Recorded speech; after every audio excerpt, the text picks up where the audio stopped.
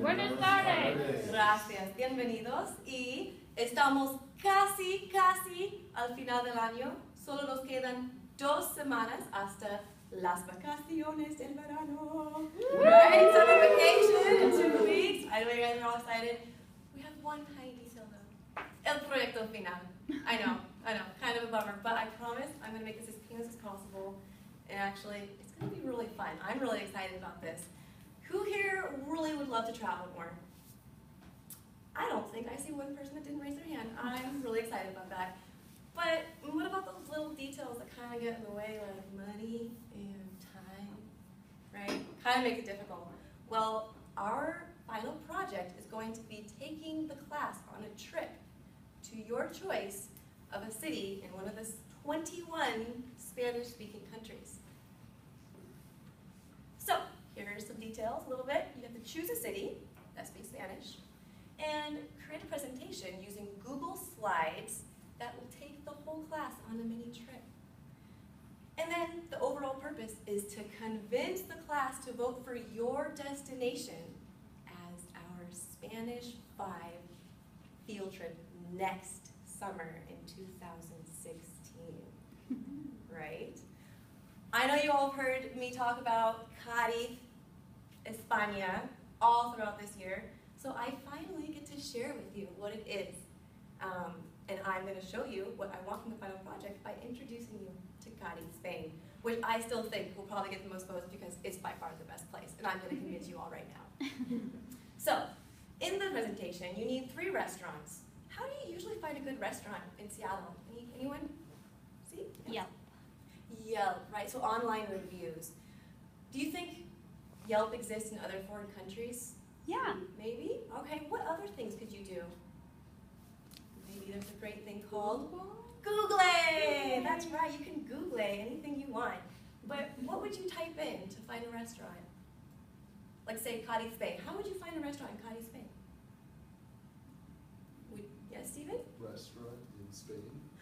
And you would get English touristy type reviews, which are awful. All they want is money. So you have to type it in Spanish, right? Los mejores restaurantes en Cadiz. And then you'll see locals reviewing their favorite restaurant, and that's when you know it's good. So, gotta find those and then translate them, because that's part of our final. So, we also want some examples of music or dance common to that region, an overview of the gastronomy, because learning about cultures through food is a pretty great way to learn about a culture, and maps with the location, maybe celebrations that are traditional to that region, like maybe perhaps they celebrate Easter a little bit uniquely, or maybe they have a very special fiesta only in their city, like Pamplona, the running of the bulls maybe. Also, important monuments. What are we going to do as a class? You got to tell us what we're going to do, where we're going to eat, where we're going to go, what we're going to do, what we're going to see. So to support this presentation, you need to have Google Earth screenshots of the restaurants and of the region, beaches, monuments, maybe some YouTube videos of the music or dance, right? Because it's really fun to learn about a culture through music and dancing. And obviously tons of pictures and images, because a presentation without any images would be pretty intolerable. So, I'm going to start my presentation on Cadiz, España. Espero que os guste. Mi segunda casa. Mira qué bonito, ¿no? Qué linda es Cadiz, es como una isla.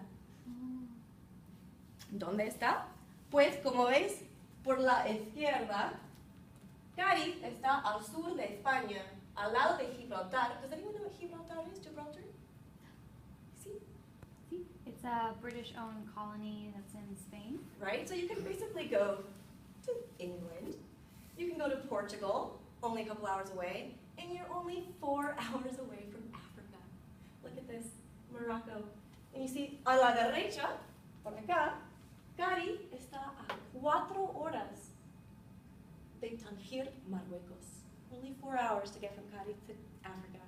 Isn't that pretty cool? So here's one of the pictures I took from Cadiz, from La Torre Tavira, which is one of the official watchtowers in Cadiz during the 18th century.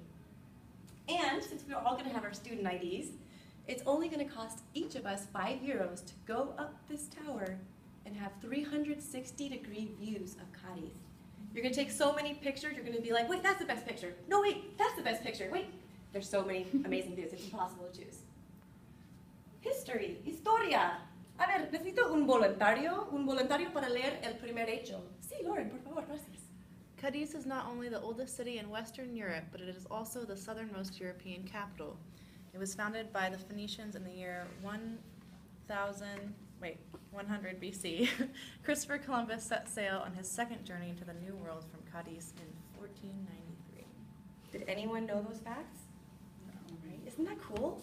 If we go to Cadiz, you can say you've been to the oldest city in Western Europe. It's pretty amazing. Let's see here. La Catedral. So this is one of the most important monuments in Cadiz. And I want to point out a couple of things. Oh, otro voluntario, por favor. Otro voluntario? Stephen. Seyan, okay. Gracias, Seyan. The cathedral sits on the site of an older cathedral completed in 1216, which burned down in 1596. The current cathedral was built between 1722 and 1838. It's pretty old, right? Actually, on top of this being burned down, they're discovering that there are these Roman ruins underneath the city right now. They're just now discovering more right now. It's really cool. But as you can see in this image, this first level, you can tell it's a little different than this level. This is one architect. This is the second architect. And this is a third architect. The lighter, brighter is the last architect that had more of a joie de vivre, I guess you could say. So, that's the cathedral. And then here's a little bit of music that I found that happens to be right in front of La Catedral. You could be walking in the streets in Cadiz with a friend coming back from class. You might be going to dinner down a little windy road. And then you just turn around, and all of a sudden you'll come across live music in the street. A live performance for free, just happened to be on the street. Or you might be in a bar, and all of a sudden some patrons next to you that have, you could tell have been there forever, will just start bursting out into bulería. And bulería is basically like freestyle rap of flamenco. It's pretty funny, really humorous. So since this is not working, we're gonna watch a little mini video clip.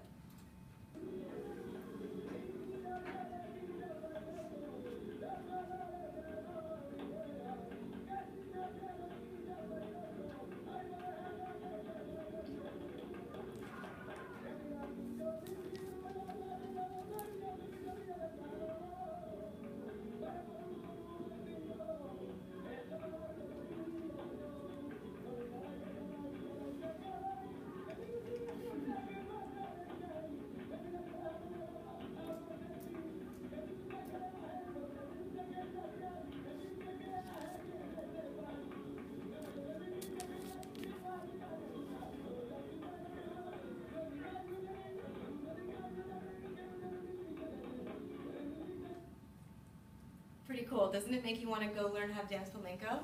Yes. Learn how to do ole, right? Do a little couple stomping. Well, you can just find that anywhere in the streets. It's pretty awesome. Playa. So what vacation would be a vacation without a little bit of playa, right? Am I right? Yeah. Okay. So, por la izquierda, tenemos Playa Santa Maria, which is known for the international group of students that usually tend to collect there. University of Cadiz is a very famous university that tons of students from all over Europe, all over the world, come there to study. So if you don't speak Spanish, Italian, French, or German, you're probably not going to make many friends. Us North Americans have the reputation of speaking only English. And they know that, and they usually tend to be a little bit more cold towards us. So you have to be the one to show them, hola, hablo español, me llamo señorita Smith. And show them just how enthused you are to be there and learn languages. On the other side, por la derecha, is La Caleta, and that is more of the family-oriented beach. It's the authentic Gaditana kind of feeling. And Gaditano means of Cadiz, spelled with a G, Gaditano. I like to think that I'm a Gaditana, but really they call me una Giritana because I'm half Giri, foreigner, half Gaditana. So they call me una Giritana. I feel pretty privileged by that title. So La Caleta, you can see that big white bathhouse, and right below it is a bar, which was where James Bond Die Another Day was filmed with Halle Berry and Pierce Brosnan, which he's emerging out of the sparkly water. It's a famous scene. That was La Caleta in Cadiz. Whenever they're in Cuba, they're actually in Cadiz. So I think that's pretty cool. A more recent movie was Night and Day with Cameron Diaz and Tom Cruise. And I just so happened to be there when they were filming this. I was teaching English that year. And they were simulating the running of the bulls in the Calle Ancha, which is one of the main streets in the old Casco Antiguo, the old historical centric district. And they didn't barricade the streets well enough, and some of the bulls escaped into the streets. So I actually had to stay in my house because they were running bulls all over the streets. And that was kind of annoying, but also really hilarious.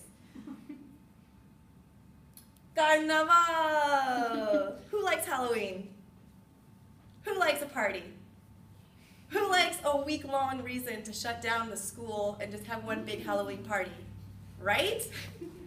Well, this is basically what Carnival is. It's based on religion, of course, but Spain finds any excuse to shut down the city for one big party. And every day, everyone dresses up in these extravagant costumes. There are people in, like you can see on the right, on la derecha, dressed up in the same outfits, and they have these skits, and they go through the streets on floats in these skits, and they sing, and they have coros and chirigotas, and it's really humorous. It's kind of like a Jon Stewart flamenco version. Like, it's all about current events and making fun of current events by a song. It's really funny. If you can understand the Gaetano accent, because it's very thick. Instead of saying, he quedado con mis amigos, he quedado con mi amigo, right? It's kind of like, ooh. Interesting. I was privileged enough to get invited up onto a chirigota with some of my Spanish and Italian friends because we were speaking in Spanish. Like, hey, venid aquí, forza, vamos, súbete. Así que, if you don't speak Spanish, you're not going to know if they're inviting you to do really cool things, right? So you got to make sure you're listening all the time. Comida! Comida, my favorite part. So who here has tried chorizo? Do you like it? I see some of you haven't. What about queso manchego? Has anyone tried that? Ooh, less. Well, you are in store for a treat. I have brought chorizo and queso manchego. Así que, por favor, todo el mundo escoja un trozo de queso y 2 trozos de chorizo, cada persona. Okay? ¿Entendéis? ¿Entendéis? Understand? Sí.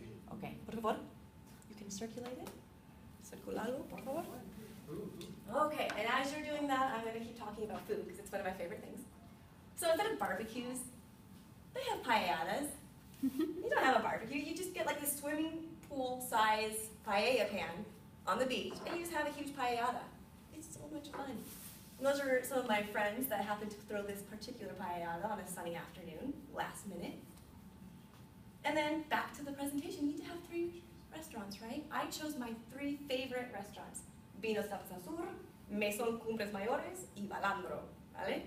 Así que Vinos y Tapas Sur, como ves, I took a screenshot thanks to Google Earth, and you can see it's only 1 block away from the beach. So as you're waiting for your reservation, because it's always packed, you can just hang out at the beach. Aquí tenemos unas revistas sobre el restaurante. As you see, they're in Spanish, and they're raving about this place. Absolutely raving. Once you translate it, you'll see. But right now, I'm not going to focus on that. Aquí algunas imágenes de la comida que puedes comprar ahí. This is actually very reasonably priced, believe it or not.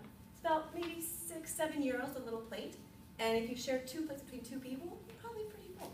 Maybe with a Coca-Cola on the side. Another great one, Mesón Cumbres y Mayores. ¿Veis aquí las patas colgadas del techo? The hanging pig legs that are cured. You're just eating your food. I don't know why I'm saying eating. You're just eating your food. And you're just having these pig legs surrounding you, curing. It's kind of weird. I wouldn't recommend it for a vegetarian, just so you know. Balandro. This place is a little more pijo, a little more snobby, snob pijo.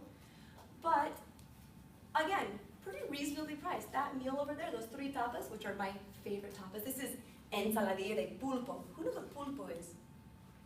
Octopus. Yeah, it's like an octopus, like kind of like potato salad. It's really delicious. But that right there would probably cost about 22 euros between 2 people. You are stuffed. I could not even finish that with 2 people. Amazing. And then here's just a little bit about my own life. Okay. And my apartment, as you see, my 2-bedroom windows are right here above the most amazing cafe. Some of the vistas bonitas de mi casa, desde el techo, so. And that is the final project.